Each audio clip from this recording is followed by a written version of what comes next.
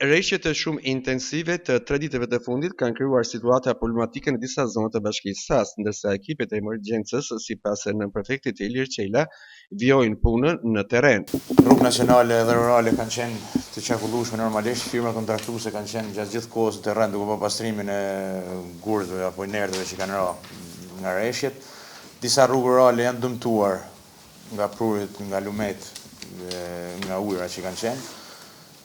Bashkia ka qenë në terren, me thënë drejtën, me ato kapacitete që ka, me ato mundësi që ka. Gjatë orëve të natës është një urë, siç e kemi edhe raportu, në fshatin Bardhash dhe Brun, kur është marrë nga ujti, ajo urë është lidhëse me territorin e Kosovës. Furnizimi me ujë pishëm ka qenë normal, furnizimi me energji elektrike ka pas disa shkputje, por ekipi OSHE-s ka qenë në terren gjatë gjithë kohës, ka bërë riparimin e tyre në kohë rekord, me thënë drejtën. Urojmë që të kalojnë sa më shpejt kjo situatë pa ndonjë problematikë serioze.